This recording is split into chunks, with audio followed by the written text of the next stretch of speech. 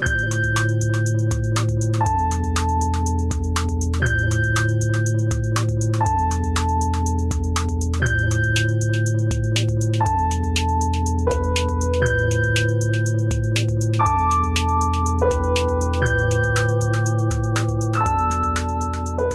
right, everybody, welcome back. This is the end of the world with Michael and Stu. I'm Michael. And I'm Stu, and today we are discussing the first week of Trump 2, The Return. Trump Redux. Yes, The Return. And I would say it's been a nightmare. It's been all that we feared and worse. And I think that's right. It's a little bit of a, I think during the run up to his return, I'd kind of convinced myself that, well, we've been through this before. I mean, we're hard and it's cynical. interesting that you bring that up. And I was going to talk about this a little bit later, but I actually think it's kind of okay here. I think it's kind of fitting, which is that one of the things that we have mentioned multiple times in the podcast when we talk about COVID is the sort of numbing effect that COVID ended up weirdly having on public health awareness, public health concern, and sort of sense of what we would do or what would be politically possible in a situation where bird flu, for example, spreads akin to COVID, or some sort of new COVID strain emerges and gets us back to where we might need to lock down, or even where we decide we need to lock down. Even better scenario, a new virus that no one knows. A new virus that no one knows how to fix, right? And, this, again, the like anti-vaccine, almost like anti-research vibes to like stop these things in a way. Yeah. Precisely because whatever we had set against the apocalyptic notion of a pandemic, which, in the cultural imagination is like few people in a Cormac McCarthy novel roaming the earth looking for food. And in fact, although it was obviously horrific, it just didn't strike the apocalyptic. It didn't meet the imagination of the apocalypse that we have had for so long, right? And I see something very similar going on here. And I think that this was something that was probably more worthwhile to point out in the run up to the election, like in terms of what our fears were and what he was able to do, that I think weirdly a lot of people talked about Trump fatigue as being a reason he wouldn't win the election. And in fact, what we're maybe seeing is the result. It was the reason that he would win. That's right. There's it's a very strange duality of American politics, this treatment of him as this object to be feared and what he is able to get away with, right? And that to me has not only facilitated what has happened in the first run here, but it has shown again that like the resistance that even we saw in 2016, I think you mentioned this, probably wasn't going to be repeated. Yeah, and it hasn't been. I mean, it's been remarkable to see very little pushback from Democrats, even some Democrats voting for his nominees. John Fetterman, our beloved. I believe Bernie voted for Marco Rubio. I think everyone did. I think it was 99-0. Maybe one person was sick. I mean, well, that's more just, it's one of our colleagues, right? That's I think that's more we're voting for the guy who's on the in crowd. But they are just in a, it's too kind to call it a tactical retreat, right? It's just a retreat. Yeah. And you saw this in the transition phase after they had lost, where basically all they could muster is like, maybe we should tone down our like pro trans rights stuff. Is basically is almost like what the Dems came up with, right? Yep. That like while it's correct in a moral stance, it's just we've got to pick and choose our like this just utter garbage, and they've shown that they have no ability to sustain a defense against him. And we'll go through some of the points, I think, right after I finish this thought. But I just looked at some of the notes from your preparation for the podcast, and it's like, okay, This party doesn't know what to do. They don't know how to react. He comes in. He is obviously years in the making. His people have prepared this slew of I executive believe it was orders that, called Project 2025. yeah, right, right. But just go through. He starts Well, week one. We're talking. before we do that, I just want to just stick on the cluelessness of the Democrats and resistance. This tweet, did you see this from Hakeem Jeffries today, where he said, No. "Presidents come and presidents go. Through it all, God is still on the throne." Yes. To me, Okay, good. that like exemplifies it. Like Yep. it's this like it's out of my hands. Jesus, take the wheel. It's not only that, it's like using the exact same quote that you just cited. It's like these are the same people who said it was all over if he won again. Oh And yeah, now, oh yeah. as opposed to trying to do something, it's this Well, Michael, appeal to a higher power. this was the most That's like, important election of our lifetime, but it doesn't yeah, matter because yeah. God is on his throne. This sort of like utterly impotent appeal Right. to like But that's the thing, divine. right? Is it you had this notion in 2016 that say what you will about him, he's this media genius, and meanwhile these major networks are just giving him this earned media, this like free portrayal of his campaign, showing every rally, all of that, and not sort of not taking it seriously until it was too late. And then this time around, they still don't know how to actually get to him, how to attack him. He's never had this political gravity that other people seem to experience. And this time, what is different to me, and we'll talk about this a bit more, but um, you look at the list of stuff, just even the top reported ones, right? Right. And we'll go through them in a little more detail individually. But I just want to name some of them as though you were trying to calibrate a defense. He comes in, executive orders, birthright citizenship, border emergency, Paris Agreement, World Health Organization, all kinds of federal health initiatives, pardoning J6ers, the Silk Road guy, federal aid. We are the DEI. Well, withholding federal aid to withholding federal aid, ending DEI initiatives. This is in hours. Yeah. This is within hours. And it is this sort of shock and awe program that trusts and takes advantage of the fact that the Democrats have not calibrated any plan to deal with what is about to happen. Yeah, and I mean, as we'll talk about in a moment, a lot of this stuff will probably get at least limited in some ways by the courts, right? I mean, hopefully, yeah. Maybe some of it. But we saw the birthright citizenship one. A judge in Seattle struck it down or stated immediately. Yeah, and referred to as in my 40 years, this is the most unconstitutional thing I've ever seen. Blatantly unconstitutional, right? Yeah.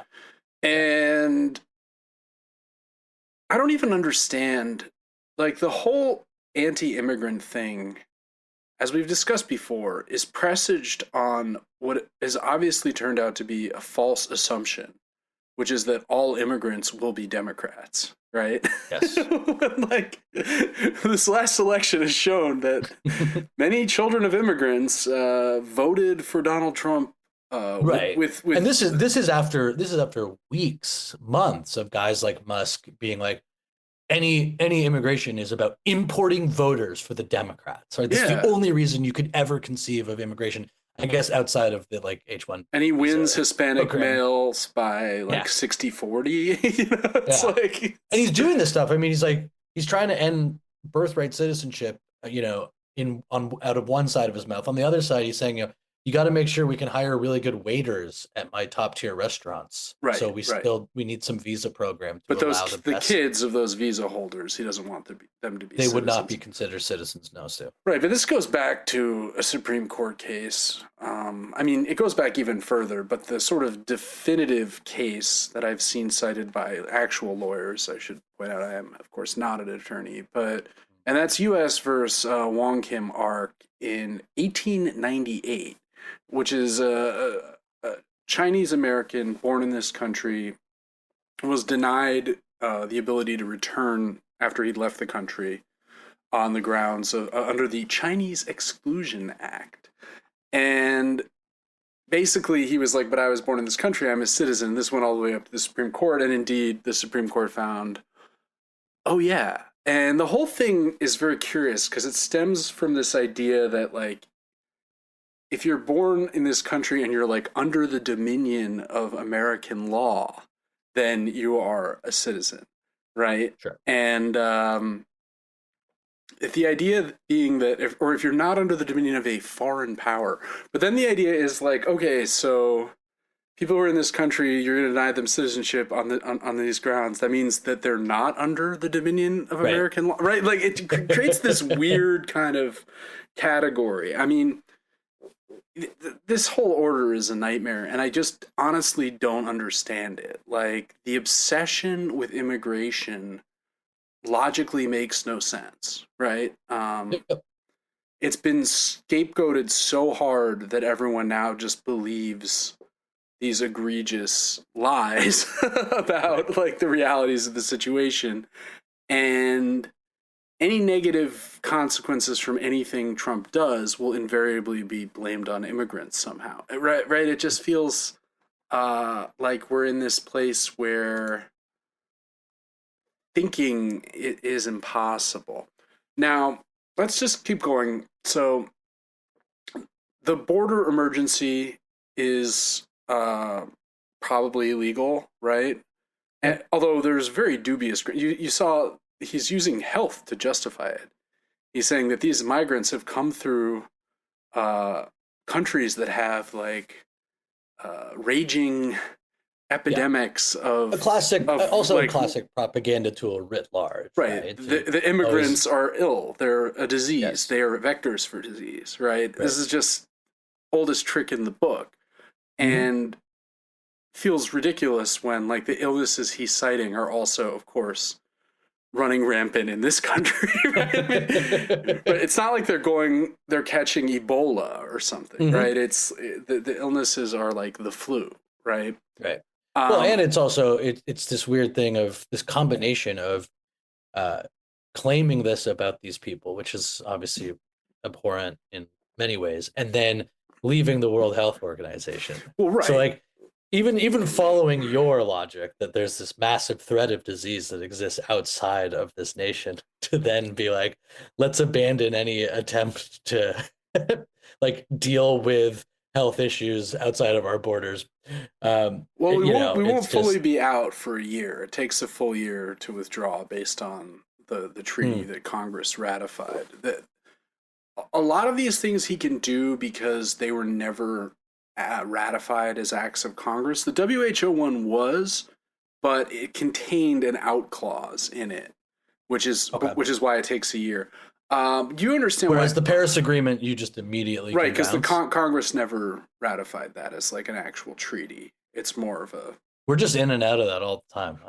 yeah, seems like it. I mean, as we've said, it's not as if we were living up to our end of the bargain on that, even while we were Yeah. in the Well, treaty. just But it creates it just these things just create even more uncertainty for the entire structure of global power, right? Like I remember one time I used to write these reviews for Brooklyn Rail, you know of that course, publication, and my territory was like really bad political writing. So I would do, for example, like I did Decision Points, the Bush memoir, uh huh. where I think I told you that he reveals that he got a full 8 hours of sleep Every the night night of 9/11. No, like literally between that, the way he between writes nine it, eleven he's and like, 9/12, yes, that's correct. he's like, That's well, right. 10, time to turn in. Yeah. And so I did a bunch of these, and one of them was on China, the Kissinger Uh huh. book.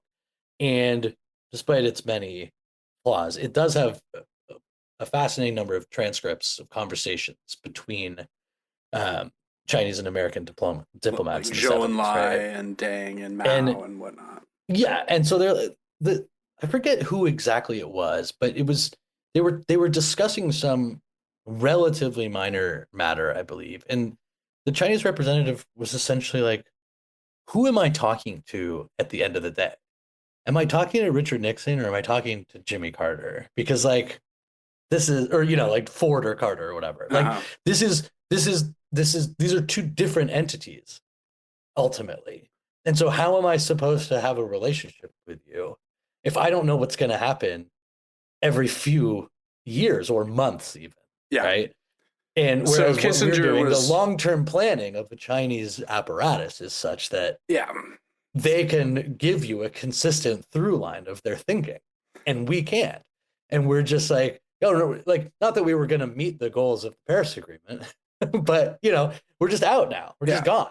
And then we'll be immediately. back in. We'll be back in maybe if someone By wins then, in there'll 4 years. maybe be a new agreement, perhaps Maybe an even bigger and better the agreement. Rome Yes. agreement, Yeah, maybe a Rome the agreement. Kathmandu agreement. I mean, yeah, it's. I mean, we did cover the recent climate conference, and doesn't feel like any big breakthroughs on the agreement scene are going to be coming. Yeah. So But I just want to say before we get into a few more of the individual things that have been done, yeah. is that I want to know what you think. It feels like they are a lot better at it this time. Oh yeah. Is that yeah?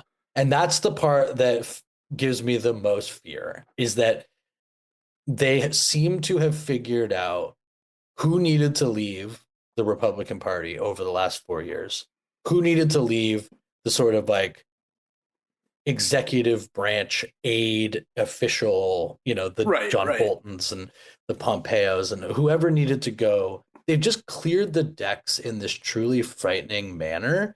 And like, I think back to the beginning of Trump, even really all the way up until whispers of COVID started. But if you think about how it all began, it's like there was this notion, especially in the media, that he would probably be impeached for Russia stuff, right? Kind of right away. Some of us But in never fair, bought into that at all. Just for but the record. no, what I'm saying is that like the whole election and the Comey thing and him, what did he like him the clip of him like going up to him or whatever, and all this stuff, all this Well, and like then weird. remember how it started last time with the Muslim ban? That was the Yes, January right, 17 right, salvo, which yeah. was But met this is with massive protests around the mhm, country at that's right, airports. that's And right. we're seeing bans and other actions that are far crazier. And, Dr. Phil is going live on immigration raids in Yeah. Chicago, like as we speak. That's happening. To Well, it's a very good example, though, isn't it? That it felt like people were able to focus on the Muslim ban. Yep. And this time it's like, here's 100, 200, Right. 500 I things believe the that term we're is going to do. flooding the zone, right? Flooding the Just zone. doing Right. so much stuff Right. that there's no. And the phenomenon of the Trump presidency last time was this weird triangulation between Trump and his people, Yep. then the Democrats and essentially the media that couldn't believe the norms of the office had been broken or Not the whatever. norms. Not the norms. And then the last honorable Republicans, as we idiotically Well, think the of them late in this, John McCain, right? I mean, right? Or like all of the like, this guy actually was the head of the CIA for 8 years, but what a great guy, right? He'll save us from ruin. But what ended up happening you was like Bob Mueller or whatever, like any of these guys, yeah. right? Like or John Kelly, right? Like Uh-huh. or of Right, course right. They'll be. McCain standing, putting his thumbs down or whatever to save Remember how many people would Obamacare. be the quote unquote adult in the room? Oh yes, this was a great term. Yep. At least there are still adults in the room, right? But what ended up happening that I think sort of is not really wasn't really considered as a major factor in what might happen this time is basically the entire run went like this. Trump would try to do something or Trump would say something, right? And everyone would latch on and be like, what the hell? And then it would go through this ecosystem where the media would be disgusted or abhorrent. And then the adults in the room would be like, no, he didn't. I don't think he means that. And I think once we really drill down, and then Trump would get up at a press conference and for about 45 seconds, he would like say the thing that someone like Mike Pence had told him to say or his strategist. Like, we need to get this, like, you need to look like a president for a bit, Right. right? And then within 45 seconds, he's just off being like, Putin's actually a really good guy, and it's fine to be friends with him. And I actually won the most historic election, and sure, he's my best friend. And then they have to go and do it again. Yep. And it just kept going and cycling through like that. And at the end of the day, by the time we got to COVID, we were kind of all used to this process. We'd watch him. There'd be a clip on Twitter of him saying something totally out there. The various forces of this triangulation would play out the exact same play over and over, and some diminished or, some diminished but horrific version of whatever he wanted to do would then transpire. All of that time suck on the Trump power that exists is no longer there. It's not there anymore. Well, and I think part of the reason for that is that he, well, legally cannot seek another term. So he no longer has to appease really anyone. And we're seeing many instances of this. So just to continue on our list a little bit, he's paused all federal health initiatives, including funding for ongoing research at the National Institutes of Cancer Health. researchers. Yeah, you've seen horrible stories of people who are due to start clinical trials for drugs who are not able to do it because all the funding for those is paused. And that's going to be paused for 90 days, which seems bad. The WHO we already talked about, but that's particularly bad because basically that's just a data sharing network where we can check in with England and see if a virulent strain of whooping cough or whatever is loose, Sure. and can therefore make things like travel advisories stop. It just a lot of these withdrawals are revenge, right? I mean, he felt like the WHO, made him look bad during COVID. So how do we pay them back? We don't fund them. We withdraw from it. And we also have the pardoning of I think virtually all of the January 6th people. There's like a handful they're looking at closely. Right, but I mean, some of the worst ones, like Stuart Rhodes and Enrique Tarrio, were just pardoned, or at least they're out. And that seems like, in theory, Republicans paint themselves as the party of law and order. They love the police. Blue Lives Matters. They've got the flags on their, pickups or whatever. The people that were attacked in January 6th were virtually all police, right?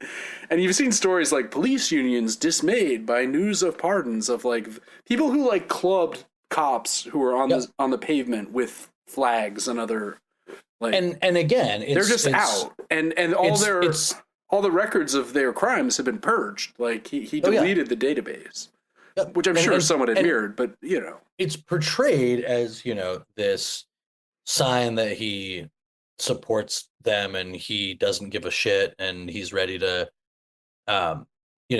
make sure that these people what I'm trying to say is that, like, in the world of media obsessed January 6 people, like, it was essentially like this generation's 9/11, right? Like, can you imagine a worse thing than January 6th, like in the halls of the government? Wow, like that type of thing. I mean, for libs.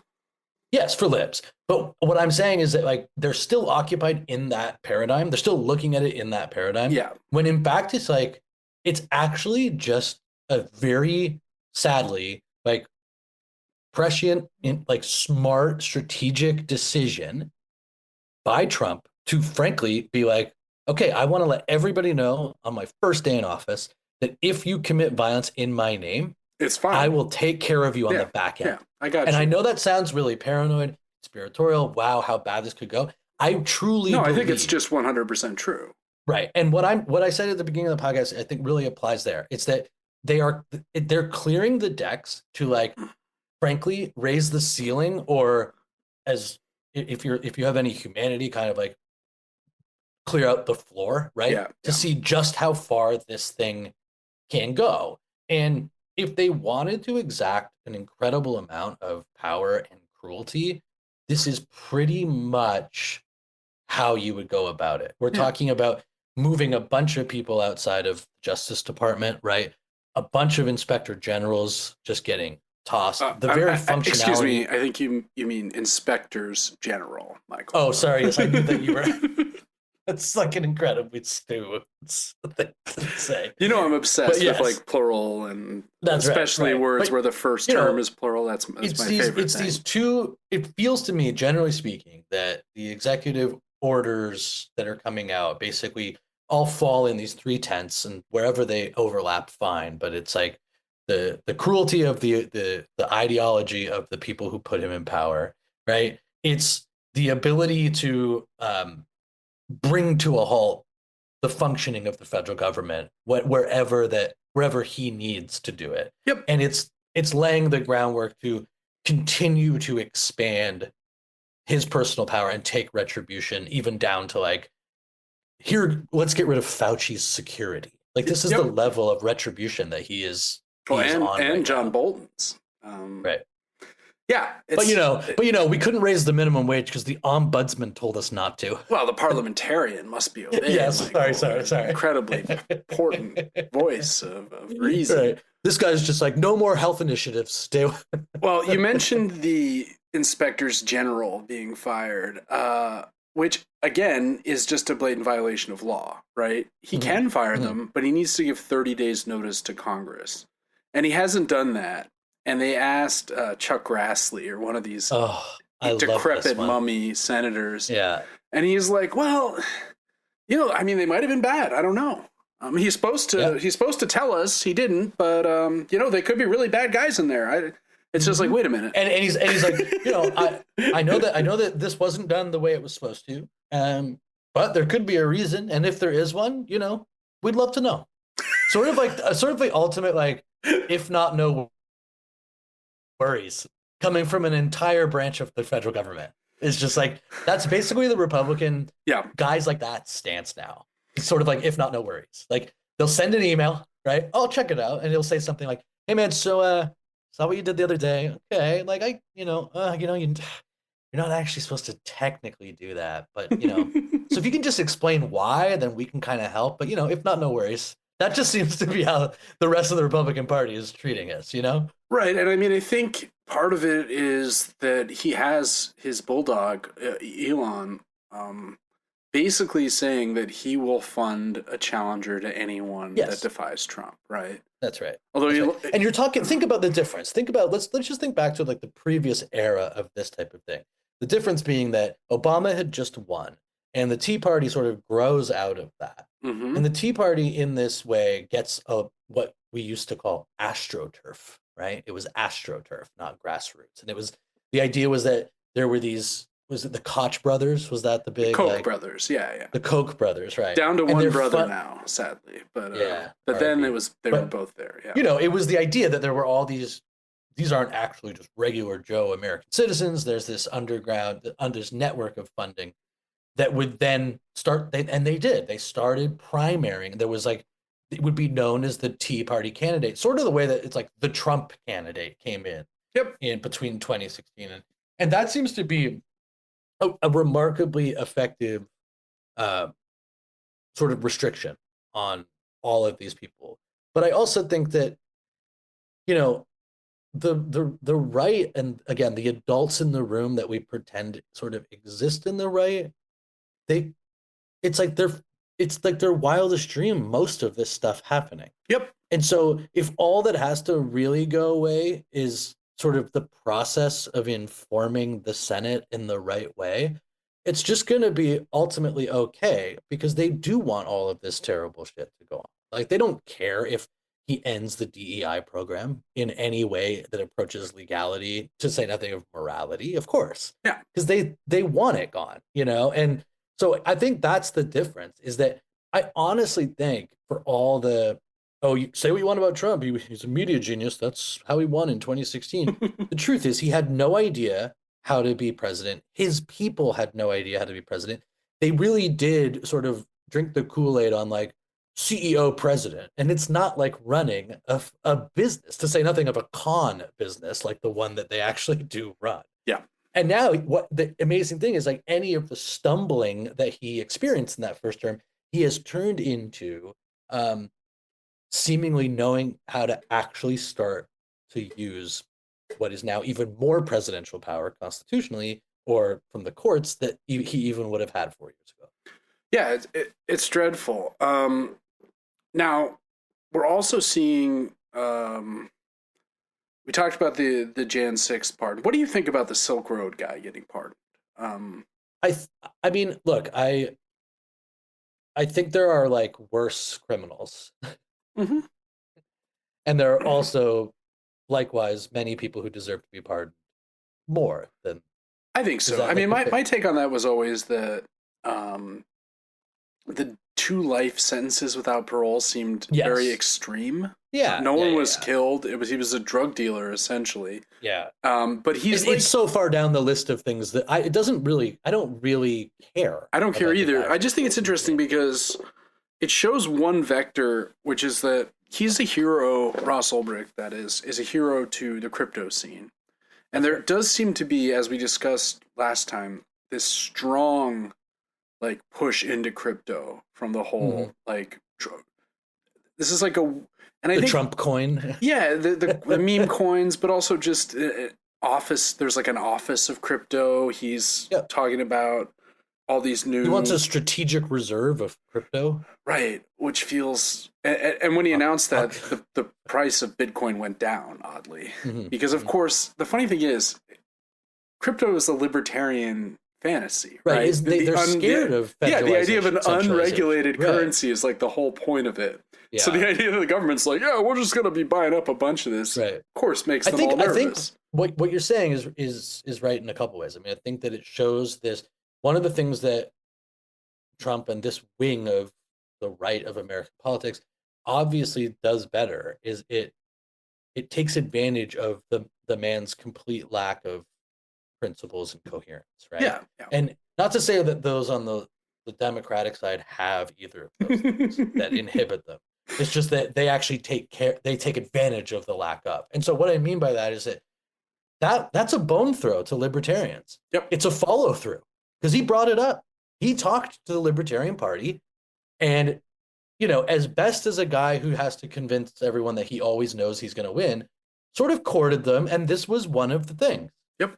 And then he got in, and within seconds, he changed it. Yep. Now, just think about comparing that to never mind the fact that, you know, the left would never be able even be approached, right? What could we do maybe if once we get in that might get you to stop, when people started saying like maybe conditions on weaponry to all of these places. And no, you can't do anything. Michael, I'm Can't do talking now. anything. I'm talking now. Yeah, yeah, yeah. I'm actually talking right now. Whereas he is able to do that. And so that to me, it it weirdly it sort of expands Trump's political possibilities in the way that it is fundamentally transactional.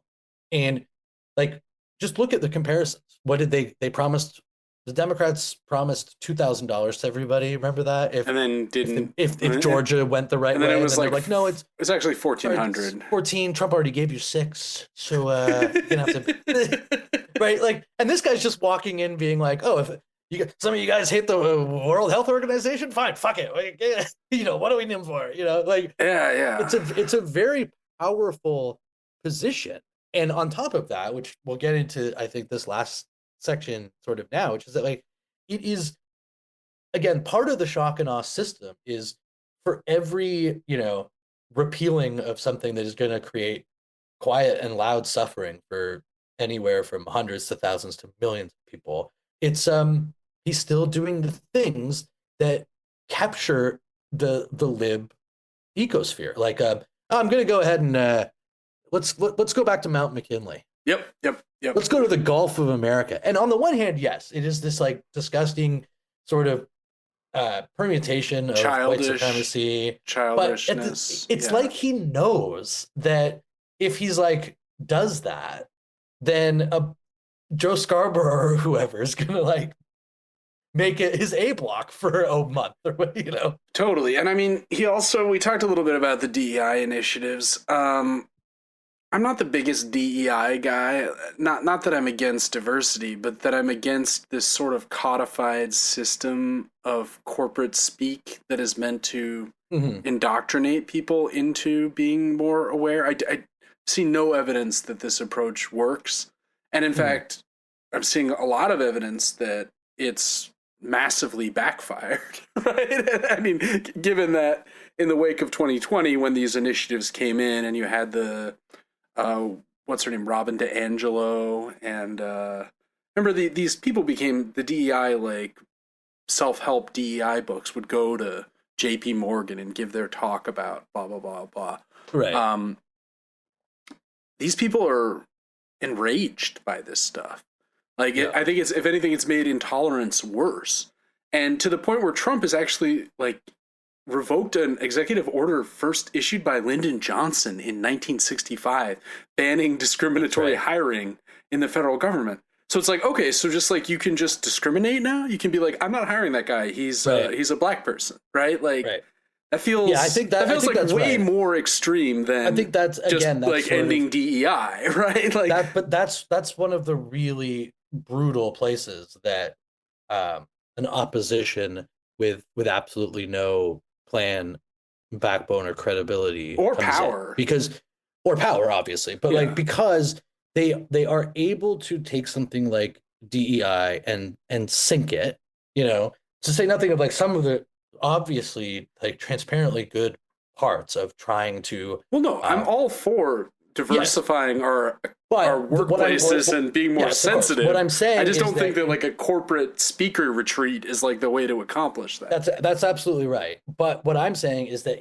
by putting out the idea of being anti-DEI, right, which has all of these various connotations, pulling in the bigger things that you want, like banning discrimination in federal hiring, and calling like unbanning it, making it legal to discriminate. Oh, right, that's what I mean. Sorry. I'm like, so yeah, exactly. It's like so inconceivable that my brain like can't even say it. But like, you see what I'm saying? That guy's gay. He's not hired. Then they can say, oh, that 1965 Lyndon Johnson ban that was of just discrimination, DEI. classic DEI shit, right? Classic DEI garbage.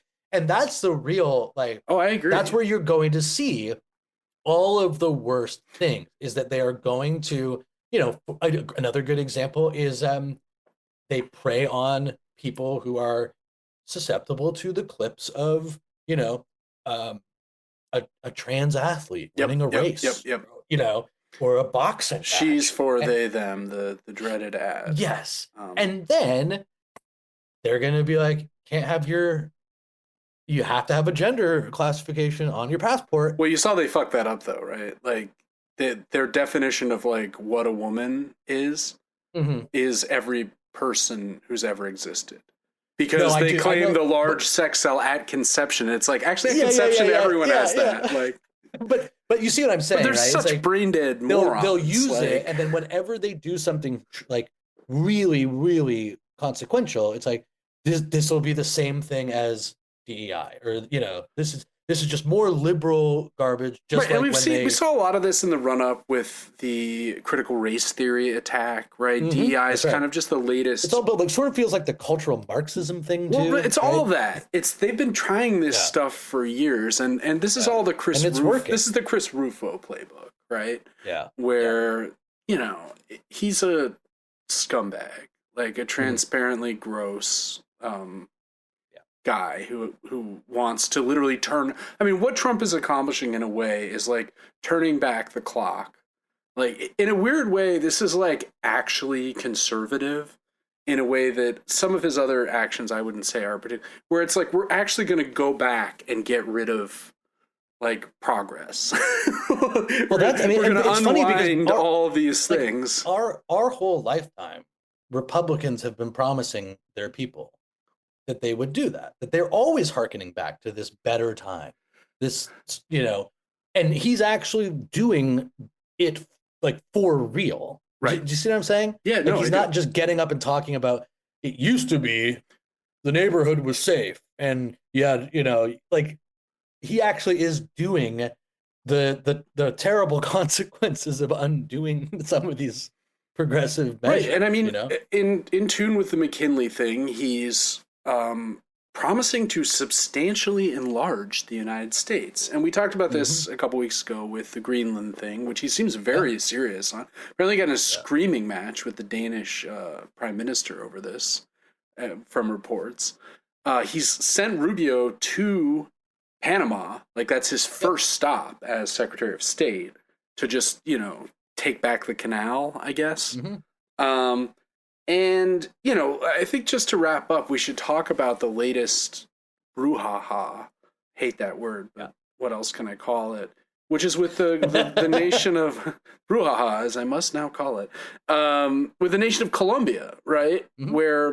So today we're recording this on Sunday, the 26th of 2025, and a ship, not even a ship, a couple of those Couple of airplanes. C-30, 130 transport planes were turned away, and they were bringing people who were being freshly deported to Hmm. Colombia. And Colombia said, no, you can't land. Like, what are you doing? And this set off a firestorm Of on course. Truth Social, and then the White House put out a thing that was like, ICYMI, in case you missed it, here's President Trump's statement from Truth Social, Oh my which God. I found to be so deranged, where he's going to sanction 25% or tariffs 25% of all goods coming from Colombia, and he's sanctioning Up to 50 in a week. right, Threatening more. and he's sanctioning all of the leaders. He's making anyone from Colombia who wants to come into the United States submit to much more intensive screening processes. And Yep. He stopped all visa processing. He's threatening a travel ban. yeah, Um, and it's like this is a very good example, I think, of the difference between now and when he last came in. That a lot of the posturing was posturing. It was bickering. It was like he's yelling at some foreign press when he's giving a press conference in Helsinki or something, yeah, right? yeah. And then that takes up a week of coverage, and he then goes on to the next thing, and then he fights against Russiagate, and then he brags about this is like wild veering of trade war to trade war, that and like territorial expansion and the threat that feels fundamentally more consequential to me. I mean, I I don't agree. know enough about the world economy, but it seems incredibly unstable to be like some guy uh, upset me on Saturday, and so on Sunday I changed all of our policy towards that country. I think some of this instability is a bit priced in. Like, the economies have had a few months to prepare, but Right. the extent to which he's unpredictable, like the ending of all research funding, is just, why would you do that? Like, Yeah. Yeah. it doesn't really make sense. But I think the last thing to just mention quickly Yeah, is please. a good sign of his control over his party, and by extension the entire apparatus of the American uh, power structure is uh, Hegseth squeaked through, right? Yeah, I mean, Vance had to come in and cast the Hmm. deciding vote. Maybe he'll have more tie-breaking votes than even Harris cast. Yeah, that's right. Um, But that's and I Mitch mean, McConnell voted no. I think it was yes, Murkowski, which in Collins, a and way is McConnell. like really frightens me. Yeah, Like, what does that mean? it doesn't How bad mean are we talking here? it doesn't mean anything good. No, I don't think so.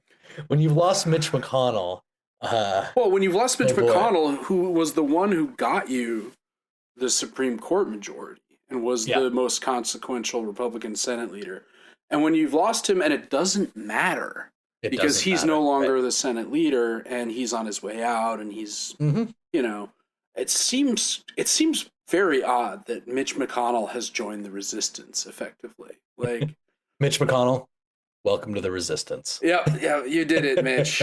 You did it. All right, well, thankfully, we're not going to do this every single week because it would be too depressing.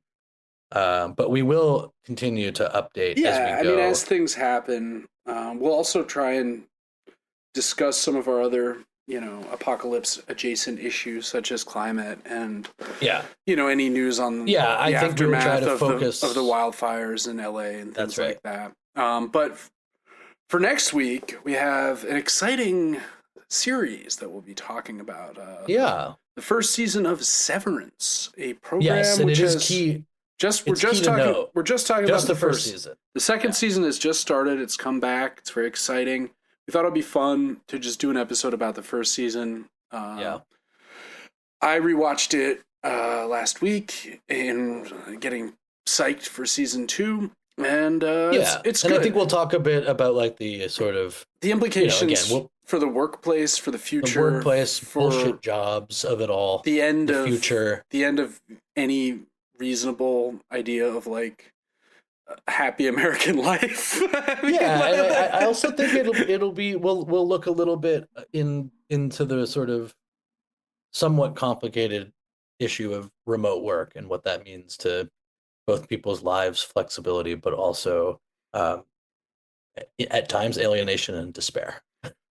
Absolutely. And until then, if you'd like to, you can follow us on the podcatcher of your choice, as Mm-hmm. well as on Instagram at the End of the World WMS, where we post weekly little clips, video clips of the show. You can see our lovely faces. You can see my disordered hellscape of a apartment, and all my books. They're not going to fall on me. There's a shelf.